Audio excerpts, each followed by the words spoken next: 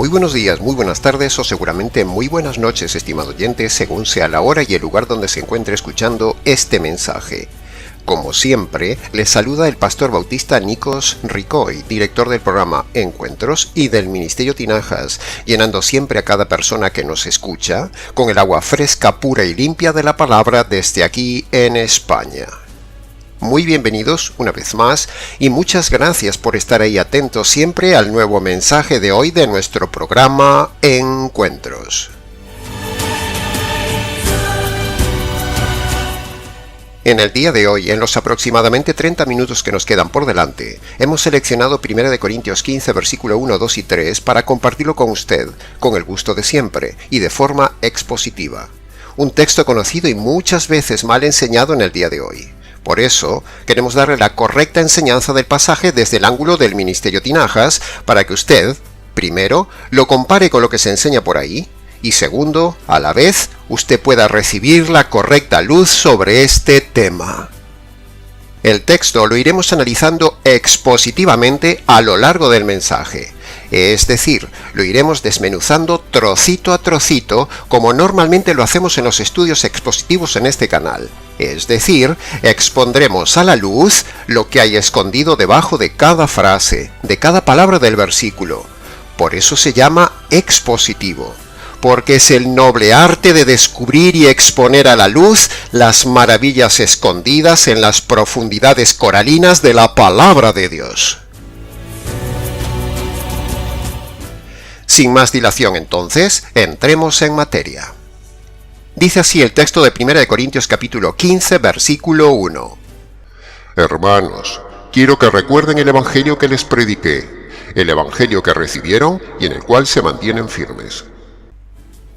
Empezaremos diciendo que, cuando Pablo dice hermanos, no se está refiriendo ahí a todo el mundo, a cabras, ovejas, convertidos, no convertidos, asistentes, visitantes, simpatizantes, no. Pablo no está llamando ahí hermanos a todo el mundo, como hacen los falsos pastores del día de hoy, que llaman a toda la audiencia de hermanos. No. Hacer eso es un gravísimo error exegético y homilético, porque seguramente que en la audiencia de esa iglesia, en la prédica de ese pastor, hay políticos, inmorales, sicarios, adúlteros, ladrones, inconversos, hipócritas, homosexuales, mentirosos, maltratadores, bebedores, glotones, gente rencorosa, gente que no perdona, gente de corazones duros, gente mundana, gente que ha abortado, hombres y mujeres que viven en unión libre, hombres y mujeres infieles, divorciados, recasados, fumadores, gente depresiva, idólatras del dinero, calumniadores, machistas, mujeres sensuales en su forma de vestir, envidiosos, gente metidos en deudas impagables por no saber administrar el dinero, gente celosa, gente delictiva, gente de pandillas, gente que ha intentado el suicidio, gente que solo busca a Dios por el dinero, etcétera, etcétera, etcétera. Todo eso y mucho más hay metido en las iglesias de hoy. Todo un zoológico a quienes el pastor llama hermanos. Sin importar a quién tenga delante, esos pastores le llaman erradamente a todos hermanos. Eso es falso y es pecado. Ese pastor no vale como pastor, porque está engañando a la audiencia si llama a todos hermanos, haciéndoles creer que son hermanos cuando no lo son, haciéndoles creer que son convertidos cuando no lo son, y haciéndoles creer que son salvos cuando no lo son. El tema es grave, estimado oyente. Incluso si en la iglesia el pastor llegara a decir, bienvenidos amigos y hermanos, también eso es un gran fallo doctrinal, porque al decir amigos, está diciendo inconversos, por descarte de hermanos. O sea, está diciendo cabras, está diciendo gente del mundo. Y la Biblia no permite que en la iglesia estén juntos el trigo con la cizaña, las cabras con las ovejas, el convertido con el inconverso. Eso está prohibido por la ley de Dios. Eso lo dice clarísimamente todo el Nuevo Testamento, y en específico 2 Corintios capítulo 6, versículo 14 al 17. Dice así: no se junten en yugo desigual con los incrédulos. Y ahí no solo se refiere a la pareja, sino también se refiere a la gente metida en la iglesia. Porque sigue diciendo el texto, ¿qué relación tiene la justicia con la injusticia? ¿Qué comunión puede haber entre la luz y las tinieblas? ¿Qué tienen de comunión el creyente con el incrédulo? Todas estas preguntas tienen una sola respuesta, ninguna. Por eso el versículo 17 el Señor dice, salid de en medio de ellos y apartaos de ellos, dice el Señor. ¡Wow, estimado oyente! Lo entiende hasta un niño. Sin embargo, los pastores del día de hoy meten a todo el mundo en la iglesia, porque son falsas iglesias, son falsos pastores, y nosotros los denunciamos desde aquí. Ahora, escuche muy bien esto. Un hermano, bíblicamente hablando, es solo una persona que se ha convertido por medio del verdadero evangelio. No cualquier persona que usted ve en una iglesia local, eso es un hermano. Puede ser un religioso, un asistente, pero no un hermano. Porque en el día de hoy, ni el evangelio se conoce en esas iglesias, por lo tanto no pueden ser hermanos. En verdad le digo, estimado oyente, que la grandísima mayoría de las iglesias del día de hoy no son un lugar de hermanos, sino más bien son un zoológico lleno de inconversos, dirigidos por un rey lobo o una reina hiena. Cuando en la Escritura se habla de hermanos, se habla solo de convertidos por medio del evangelio verdadero. Y permítame decir a la estimada audiencia que en Latinoamérica hay una grave costumbre de llamar a todo el mundo hermanos y decir también que Dios te bendiga. Y esos son dos grandísimos errores promovidos y alentados por los falsos pastores del día de hoy y el costumbrismo religioso falso extendido por todo el mundo hispanoamericano, pero no es bíblico. ¿Usted ve al Señor Jesús diciendo a todo el mundo que Dios te bendiga? ¿O diciendo a los fariseos y a la multitud llamarle hermanos? ¿Usted ve en el Nuevo Testamento que Pablo y los apóstoles llaman hermanos a los inconversos?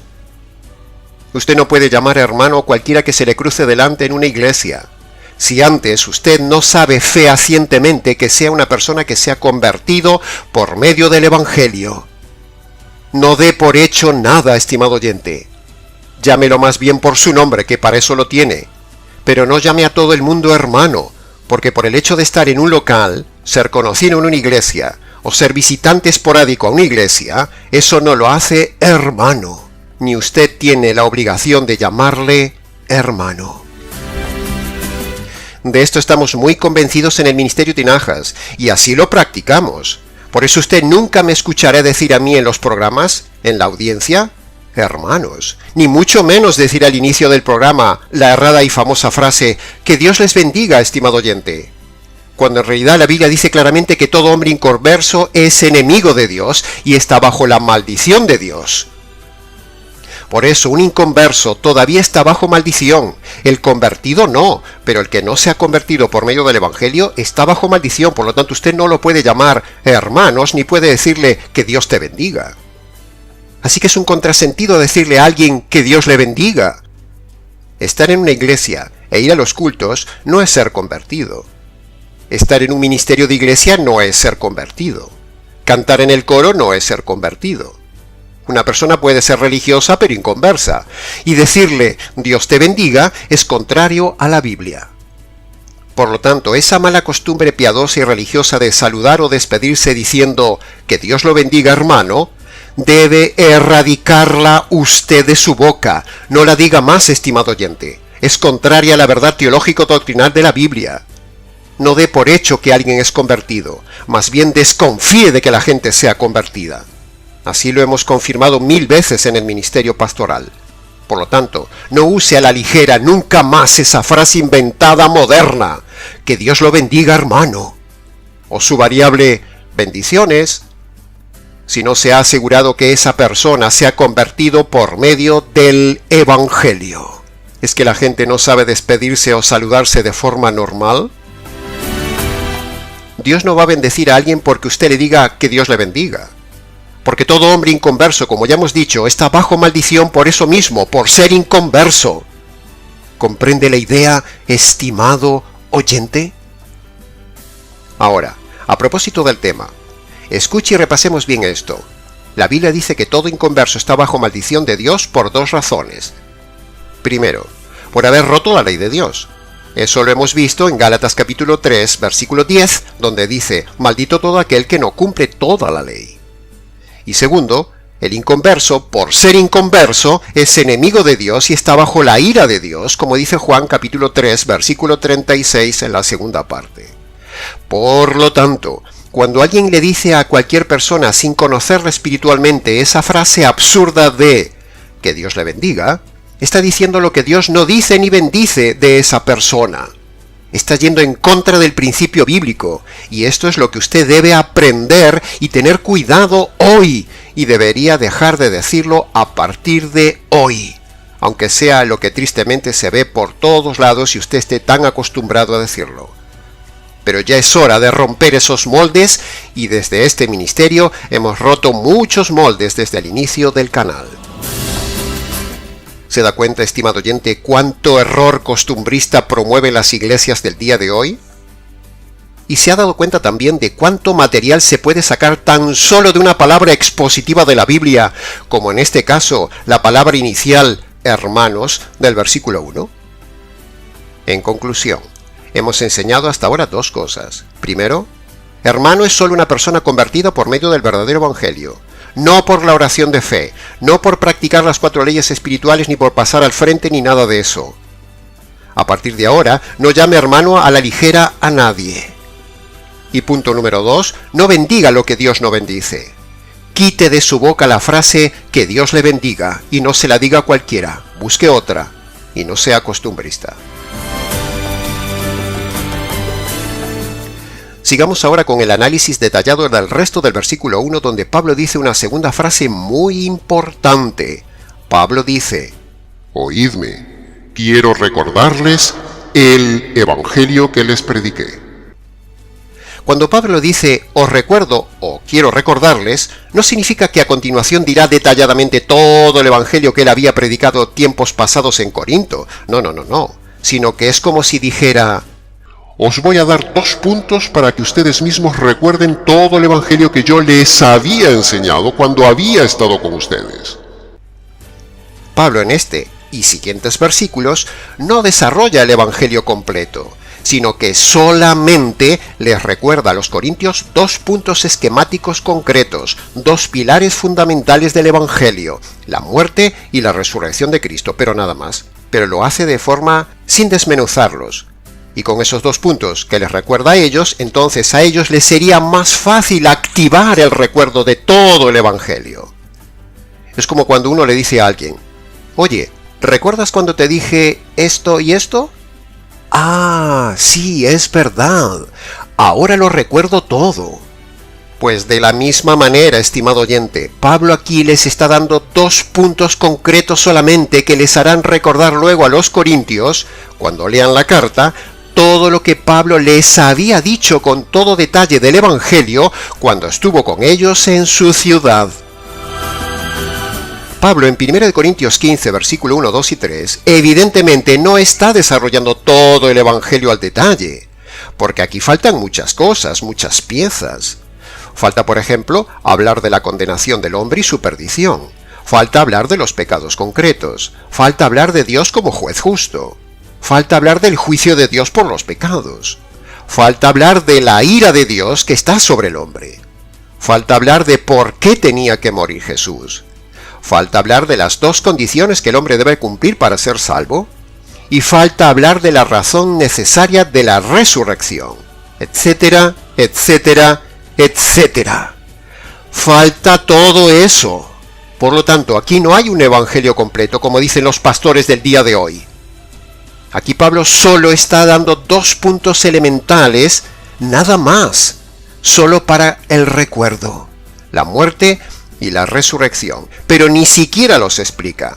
Los dice solo de forma generalista, porque Pablo aquí no está predicando el evangelio para que los corintios se conviertan. No. Sino que ellos ya se habían convertido cuando Pablo estuvo con ellos en Corinto 1 año y medio en su ciudad tiempo atrás. Por lo tanto, decimos enfática y repetidamente todo esto porque tomar este pasaje de 1 Corintios 15, del 1 al 3, para decir que aquí está todo el evangelio, como tantas veces hemos oído decir a montones de predicadores, es falso. Aquí no está el Evangelio completo, ni es el Evangelio completo, porque no puede haber Evangelio, o sea, no puede haber buena noticia, si antes no hay previamente la exposición de la mala noticia. Es pura lógica, estimado oyente. Y aquí no está la mala noticia por ningún lado. Por eso decimos que aquí faltan piezas, y por lo tanto aquí no está el Evangelio, como dicen muchos predicadores cuando dicen, hoy les voy a predicar el Evangelio tomando de 1 Corintios 15, versículo 1 al 4. No, eso es falso. Pablo solo aquí está apelando al recuerdo. En cambio, en el libro de Romanos, Pablo sí explica detalladamente todo el Evangelio en su aspecto jurídico, con sus dos personajes, sus dos noticias, sus dos condiciones y sus dos resultados. Pablo en Romanos lo hace todo detallado, ordenado y completo, nada más ni nada menos que emplea 3 capítulos para explicar el Evangelio, capítulo 1, capítulo 2 y capítulo 3. Donde Pablo, primero, empieza por la mala noticia, hablando de la condenación de todos los hombres, judíos y gentiles, incluso de los morales, los paganos y los religiosos, todos están bajo condenación, dice Pablo. Luego Pablo habla de pecados concretos en 2 listas detalladas de pecados que hay en esos 3 capítulos. Luego muestra la justicia que merece recibir el hombre delincuente por sus pecados. Y para terminar, habla de que Dios es un juez justo y aplicará su justicia el día del juicio. Esto en cuanto a la mala noticia. Pero segundo, Pablo luego habla también detalladamente del Evangelio, o sea, la buena noticia. Habla de la propiciación, es decir, en la cruz, el Padre descarga su ira sobre su Hijo para hacer justicia de las injusticias del hombre, o sea, de sus injusticias, estimado oyente. Y en tercer lugar, luego vemos que Pablo habla del arrepentimiento y también vemos que habla de la fe en esta propiciación. Es decir, está todo completo el Evangelio en Romanos capítulo 1, capítulo 2 y capítulo 3. Pero, nada de esto que hemos dicho lo vemos en 1 Corintios capítulo 15, versículo 1 al 3. Por lo tanto, Pablo aquí está haciendo una sinécdoque. Sí, una sinécdoque gramatical. Es decir, está hablando de solo una parte del todo. Sí, ha oído bien. Pablo aquí está tomando la parte, o sea, solo 2 puntos, por el todo. No que lo que dicen los versos 1 al 3 sea todo el Evangelio. No. Mirad. Muchas veces en la vida cotidiana usamos la parte por el todo, o sea lo que decíamos antes, una sinécdoque. Por ejemplo, si yo digo, compré 5 cabezas de ganado en el mercado. Bueno, en realidad no solo compré las cabezas, es una forma de decir de que compré 5 animales. Otro ejemplo, estoy buscando un techo donde vivir. Bueno, usted no está buscando solo el techo, estará buscando la casa completa, pero es una forma de decir la parte por el todo. Y un tercer ejemplo muy conocido. Señor Luis, vengo a pedir la mano de su hija. Bueno, usted vendrá a pedir la mano y todo el resto, no solo la mano. Esto es una sinécdoque gramatical y es precisamente lo mismo que Pablo hace en 1 Corintios 15, versículo 1, nombrando solo una parte del Evangelio por el todo, para que luego lo recuerden todo. Por cierto, la sinécdoque gramatical es un recurso bíblico que muchos pastores no conocen. Se llama la parte por el todo. Pero la parte no es el todo, que es precisamente lo que Pablo hace aquí. Solo da una parte, no da el todo. Por lo tanto, si no da el todo, esto no es todo el Evangelio. Y repetimos esto muchas veces porque hay muchísimos pastores que toman este pasaje para decir vamos a predicar el Evangelio, y es mentira. Ahí no está todo el Evangelio. Veamos ahora otros ejemplos de sinécdoque, o sea, de la parte por el todo, en la Biblia. Por ejemplo, en Mateo capítulo 6, versículo 11 dice, «Danos el pan nuestro de cada día». Bueno, el pan representa solo una parte de todos los alimentos que uno necesita, y también de las cosas que el hombre necesita para vivir. Ahí vemos una parte por el todo. En el Salmo 68, versículo 21 dice, «Dios herirá la cabeza de sus enemigos». Bueno, en realidad lo que hará es matar todo el cuerpo, no solo la cabeza. ¿Queda entendido lo que es la parte por el todo? O sea, una sinécdoque gramatical, que precisamente es lo que Pablo usa aquí en 1 Corintios 15:1, estimado oyente. Y la parte por el todo no es el todo, lo volvemos a repetir. Por lo tanto, decir que esto, aquí en este pasaje de 1 Corintios 15, versículo 1, es todo el Evangelio, queda demostrado que es falso. Por eso decir aquí, la muerte y resurrección del Señor Jesús, dicho así a secas, eso no es el Evangelio verdadero. No.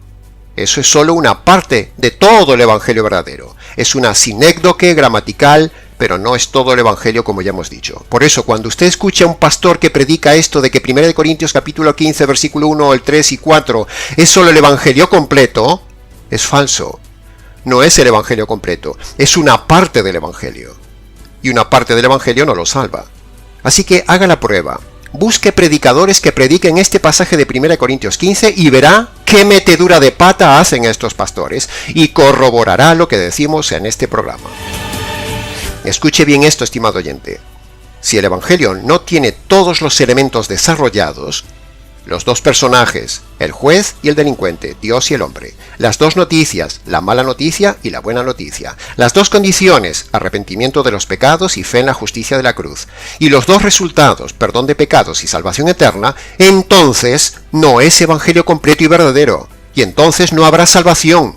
Por eso decimos que este pasaje de 1 Corintios 15 es muy mal enseñado por los pastores simplones e ignorantes del día de hoy, que los hay a miles, diciendo que esos dos puntos de muerte y resurrección son el evangelio completo.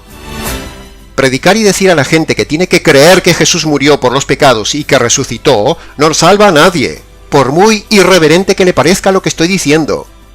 ¿Y por qué digo esto tan tajante? Bueno, primero porque es teológicamente correcto, así lo dice la Biblia. Y segundo, porque esto lo creen todas las sectas y todas las religiones mal llamadas cristianas. Todos creen que Jesús murió y resucitó. Entonces, todos los miembros de esas sectas y religiones, por el hecho de creer que Jesús murió y resucitó, ¿ya todos son salvos y perdonados de sus pecados de forma universal? Ni se le ocurra creer esto, estimado oyente. No, y 1000 veces no. El generalismo y el universalismo no existen ni salva a nadie. Predicar repetitivamente que Jesús murió por los pecados y resucitó al tercer día no salva a nadie. Por lo tanto, lo que Pablo dice aquí no es el Evangelio. Repetimos esto hasta la saciedad. Por eso este pasaje no sirve para predicar a los inconversos, a menos que se explique detalladamente lo que previamente falta, es decir, explicar previamente la mala noticia. Luego explicar lo que son los dos puntos esquemáticos que dice Pablo. Y por último, invitar correctamente a las personas a obedecer las dos condiciones que mandó el Señor Jesús en Marcos y que también dice Pablo y expone en el libro de Romanos. Entonces, y solo entonces, será una correcta exposición completa del Evangelio. Dos personajes, el juez y el delincuente. Dos noticias, la mala noticia y la buena noticia. Dos condiciones, arrepentimiento de los pecados y fe en la justicia de la cruz. Y dos resultados, perdón de los pecados y salvación eterna. Evangelio completo. Así que ya tiene tarea, estimado oyente, buscar pastores que prediquen este pasaje de 1 Corintios capítulo 15, versículo 1 al 3, y compare con lo que predicamos en este canal. Ahora, cuando Pablo dice que Jesús murió por los pecados, Pablo ahí no dice por qué tenía que morir Jesús por los pecados. Pablo ahí no da la causa de la muerte de Jesús. Por lo tanto, si no sabemos cuál es la causa de la muerte de Jesús, no podremos tener el beneficio del perdón de los pecados. Porque para tener el perdón de los pecados, la Biblia manda que uno sepa y crea la causa de la muerte de Jesús. ¿Y cuál fue la causa de la muerte de Jesús? Bueno, si bien lo tiene detallado en varios vídeos del canal, lo repasaremos con gusto una vez más para los nuevos oyentes del canal. Pero antes de decir cuál es la causa de la muerte de Jesús, debemos decir que una cosa es la causa de la muerte de Jesús y otra cosa son las consecuencias o beneficios que produce la muerte de Jesús. Son dos cosas diferentes. Repito, una cosa es la causa de la muerte de Jesús y otra cosa son los beneficios de la muerte de Jesús. Solo cuando uno cree, recibe o se apropia de la causa de la muerte de Jesús, entonces usted recibe las muchas consecuencias o beneficios de la muerte de Jesús. Hay una sola causa de la muerte de Jesús que hay que creer, y varias consecuencias como resultado de la muerte de Jesús que recibe usted después de creer. Para recibir los beneficios de la muerte de Jesús, usted tiene primero que apropiarse de la causa de la muerte de Jesús. Sin creer la causa, no hay consecuencias, no hay beneficios. En este caso, Pablo solo menciona una de las varias consecuencias que hay, solo menciona el perdón de los pecados. Pero hay muchas más consecuencias, muchos más beneficios de la muerte de Jesús. Por lo tanto, esto es una evidencia más de que aquí no está todo el Evangelio completo, sino que es solo una forma de hacer recordar a los inmaduros y olvidadizos corintios lo que Pablo les había explicado con detalle en su día cuando estuvo con ellos en Corinto y parece que se habían olvidado. Entonces, dicho esto, ahora sí, ¿cuál fue la causa de la muerte de Jesús? Escuche bien lo que probablemente nunca le han enseñado, o quizás nunca ha escuchado, o quizás solo lo ha escuchado en nuestro canal. La causa de la muerte de Jesús fue recibir la justicia que merecen sus injusticias, sus delitos cometidos a lo largo de toda su vida, estimado delincuente. La causa de la muerte de Jesús fue recibir la justicia que merecen sus injusticias, sus delitos cometidos a lo largo de su vida, estimado oyente. Los pecados son ante Dios como delitos, por lo tanto usted y yo merecemos recibir la justicia y la furia de Dios, porque Dios es un Dios juez justo, y no se va a saltar su justicia ante las injusticias que hemos hecho, porque si lo hiciera, entonces sería un juez injusto. Por lo tanto, sus injusticias, estimado oyente, deben necesariamente ser ajusticiadas sobre usted. Es decir, Dios debería matarlo, porque la paga del pecado es la muerte. Debería aplicarle la justicia en un juicio y debería haberlo enviado ya a la cárcel eterna. Pero, precisamente la buena noticia, es decir, el Evangelio, es que la justicia que merecen sus injusticias y mis injusticias cayeron sobre el Señor Jesús en la cruz. Por eso tenía que morir. Esa es la causa de la muerte de Jesús. O muere usted bajo la justicia divina por sus injusticias, o muere Él recibiendo la justicia divina para que a usted no le caiga esa justicia divina por sus injusticias. Es pura lógica jurídica. Si la justicia le cayera a usted cuando Dios le quita la vida, usted iría a la cárcel eterna. Pero al caerle la justicia divina a Jesús en la cruz, usted puede ser libre si cumple dos condiciones. Primero, reconocer sus injusticias y abandonarlas, primera condición. Y segundo, apropiarse de esa justicia caída sobre el Señor Jesús, segunda condición. Cuando usted obedece estas dos condiciones, entonces sí recibe el perdón de los pecados, el perdón de sus injusticias. Así que, obedezca hoy estas dos condiciones, estimado oyente, para que la justicia un día no le caiga a usted. Sigamos con la explicación. Entonces, en la cruz, el Padre, el juez, ejecuta al Hijo bajo la pena de muerte, y ahí descarga la furia y la justicia que merecen sus injusticias, estimado oyente. Esa es la causa de la muerte de Jesús. Ahora, una cosa más. Por el hecho de que Dios haya satisfecho y descargado toda su ira y toda su justicia sobre su Hijo en el Calvario, eso no implica que todos automáticamente ya estén perdonados de sus pecados. No. Sino que Dios pone dos condiciones individuales a todo hombre para que usted reciba el beneficio de la muerte de Jesús, es decir, para que usted reciba el perdón de los pecados, la salvación, la reconciliación, la vida eterna, la resurrección de un cuerpo nuevo en el futuro, etcétera, etcétera. ¿Y cuáles son esas dos condiciones que pone el juez del universo para perdonar sus pecados y dejarle entrar en la vida eterna? Pues como ya hemos dicho, pero lo repetimos, Dios pone dos condiciones. Primero, que el hombre se declare culpable, se declare delincuente y reconozca sus delitos uno a uno delante de Dios. Primera condición. Segundo, el hombre debe apropiarse, agarrarse, creer, recibir, echarse encima la justicia caída sobre el Señor Jesús, que es la segunda condición. Ahora, escuche esto, escúchelo bien, por favor, preste atención, hago énfasis. Dios echa encima del Hijo la justicia que usted merece.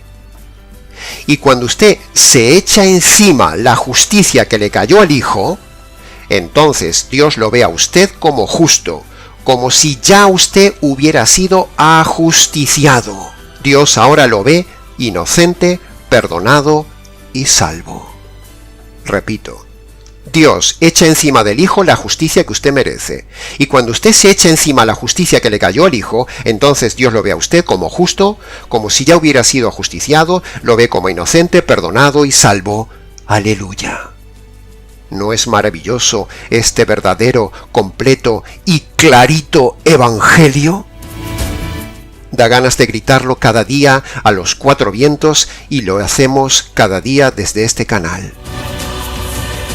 Ahora, todo esto lo dice Pablo detalladamente solo en Romanos capítulo 1 al 3, pero no lo dice Pablo en 1 Corintios capítulo 15.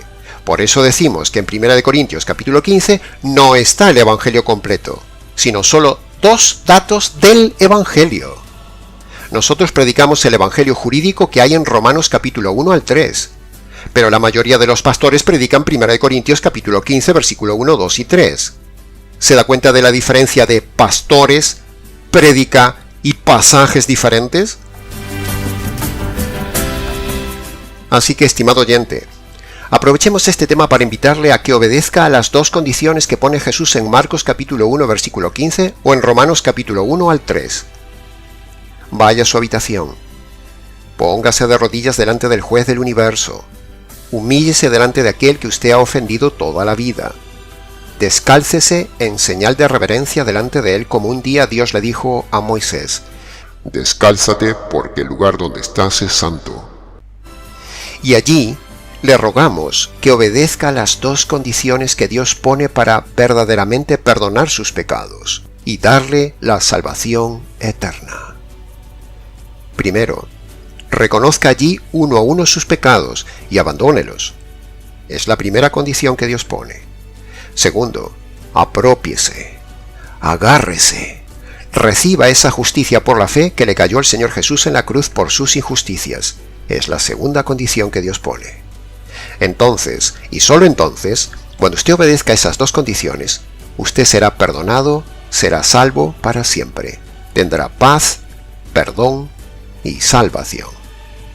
Luego, antes de levantarse de esas rodillas, dele gracias a Dios por su providencia de hacerle conocer este verdadero evangelio, y luego venga y cuéntenoslo. Esto sí es el verdadero evangelio completo. Dos personajes, dos noticias, dos condiciones, dos resultados. Pero todo esto no lo dice Pablo en 1 Corintios 15, ni siquiera de forma inferencial. Por lo tanto, y en conclusión tajante y definitiva, en 1 Corintios 15 no está el evangelio. Pablo fue a predicar el evangelio a Corinto, pero Pablo no había ido a Roma a predicar el evangelio. Ahí está la diferencia. Que como Pablo no había estado en Roma para predicar el evangelio, entonces con la carta a los romanos se esfuerza en detallarles el evangelio completo y lo hace como en ningún lugar de la Biblia. En cambio, como Pablo sí había estado presencialmente en Corinto predicando el evangelio, entonces, por esa razón en el libro de Corintios no se detalla todo el evangelio de forma escrita, sino que se dan solo dos puntos esquemáticos de recuerdo para recordarles lo que Pablo ya había predicado en Corinto en su día. Es decir, si uno ya fue a predicar a un lugar, solo escribe puntos de recuerdo. Pero si uno no ha ido nunca a ese lugar, entonces se esmera en escribir con todo detalle para que la gente lo entienda y lo crea. Así que, si a usted le han predicado insistentemente que debe creer que Jesús murió y resucitó por los pecados, le han engañado. El evangelio que nos salva solo ha sido detallado en la carta a los romanos. Y de ahí debemos tomarlo para predicar el Evangelio, porque es el único libro de la Biblia que tiene todo el Evangelio completo, detallado, perfecto y expuesto desde el punto de vista jurídico. Sin romanos, nosotros los gentiles no tendríamos salvación ni tendríamos el Evangelio para predicar. Que conste en acta. Pasemos ahora al versículo 2. Dice: mediante este Evangelio son salvos. Al entrar en el segundo versículo nos damos de frente con una frase contundente. Dice el texto que la salvación es por medio del Evangelio, porque el verso dice: mediante este Evangelio son salvos. Es decir, el texto bíblico, una vez más, como a lo largo de toda la Biblia, nos dice inferencialmente que la gente no se salva por hacer una oración de fe, no se salva por medio de las 4 leyes espirituales inventadas, no se salva por la aberración de aceptar a Jesús en el corazón, no se salva por bautizarse de niño o de mayor, no se salva por ir a misa, no es salva por hacer buenas obras, no es salva por pertenecer a una religión supuestamente salvadora, no es salva por estar en una iglesia local, no es salva por ser buena persona, etcétera, etcétera, etcétera. Como dice este verso 2, y una vez más decimos aquí hasta el cansancio, la salvación para todos los hombres es solo por medio del Evangelio jurídico del Señor Jesús, Evangelio que predicamos constantemente, como si Dios rogase por medio nuestro a usted: reconcíliese con Dios por medio del Evangelio.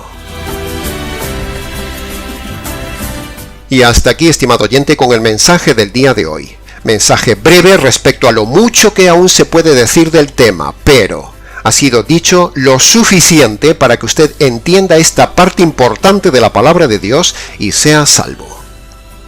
Aquí hemos dado solo unas pinceladas iniciales, pero para más información, preguntas o comentarios, escríbanos. nicos@gmx.es. Les ha compartido la verdad, solo la verdad y nada más que la verdad del tema, este expositor bíblico, Nicos Ricoy, del Ministerio Tinajas, desde aquí en España. Será entonces hasta nuestro próximo encuentro en nuestro programa Encuentros.